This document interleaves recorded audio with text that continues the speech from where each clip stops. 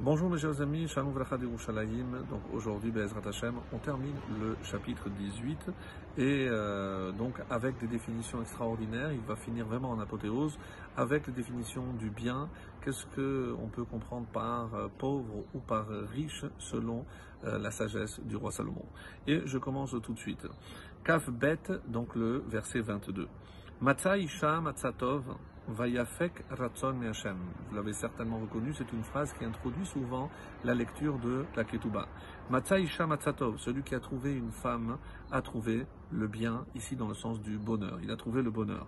Vayafek Ratzon Hashem, et a obtenu la faveur d'Hachem. Comme l'expliquera Rashi, donc pourquoi? Parce que une Isha Tova, si une femme de bien, c'est Simman lo le bracha me Hashem, c'est le Simman, c'est un signe qu'il achetait Hashem, qui lui a envoyé la bracha.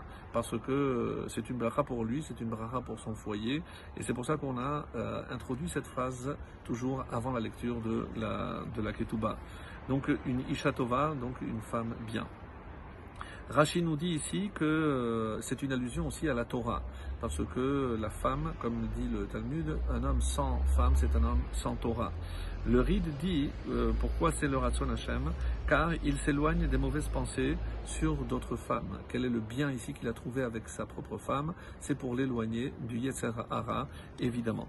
Le Gaon de Vilna là va encore plus loin et nous dit qu'est-ce qu'on retrouve ici dans la femme et qu'est-ce que la femme peut apporter à l'homme. Et il nous cite une liste extraordinaire, Midot Tovot, pour travailler sur ses qualités, et Mitzvot, pour mieux faire les Mitzvot, et Avodat Hashem en règle générale, parce que sa Avodat Hashem sans une femme n'a pas la même valeur. Et ici, Tov, c'est Torah, Ratzon me Hashem, d'après le Gaon de Vilna, c'est la Tefila. Donc, c'est pour ça que pour remercier Hachem, le fait de faire une fila, en quelque sorte, c'est pour le remercier de tout le bien que Hachem nous envoie. Metsudot David nous dit, Matilato Menachet, comme on avait vu avec le Ride, c'est parce qu'il le sauve de la faute, et c'est en soi déjà, comme l'affirmera le Talmud, une raison d'apprécier le bien de la femme. Mais Kaf Gimel 23. Tachanunim yedaber rash ve'ashir ya'ane azut. Le pauvre parle en suppliant, tachanunim, ve'ashir ya'ane azut. Et le riche répond durement, azut, az, avec effronterie.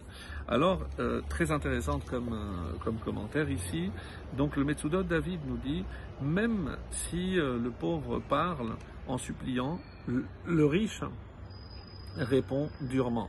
Donc ce n'est pas qu'il parle toujours, mais lorsqu'un pauvre se présente devant un riche, évidemment c'est parce qu'il est en quête de quelque chose, et malgré tout, le riche, et c'est pour ça qu'on assimile ici azout à effronterie, donc il n'est pas sensible et il répond durement. Une différente explication, par exemple, que le Malbim est qui dit exactement l'inverse. Il dit au contraire, c'est lorsque le pauvre parle en suppliant et qu'il vient en baissant la tête, alors Rachid Yane Azot, il répondra favorablement, et c'est pour ça que le riche, dit-il, cédera devant donc la supplique de ce pauvre. Et ben oui, il va rendre sensible même un riche, quand bien même il aurait pu être insensible à la requête. Le Radak nous dit ici une explication intéressante. Qu'est-ce que c'est Rach le pauvre? C'est le Yetzer Atov.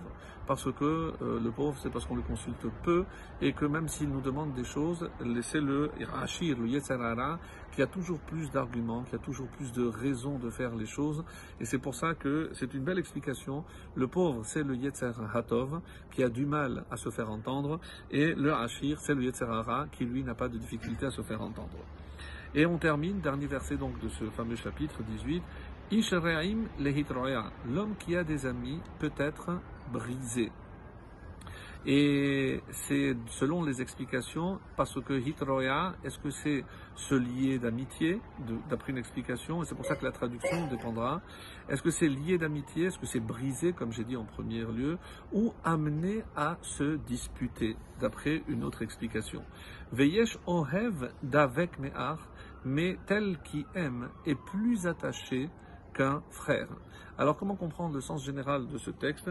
Et c'est avec le Malbim qui nous explique, celui qui a beaucoup d'amis n'en a pas, parce que un seul peut exprimer, comme le terme ahava, amour, eh ben, la valeur numérique c'est aussi 13 qui veut dire echad.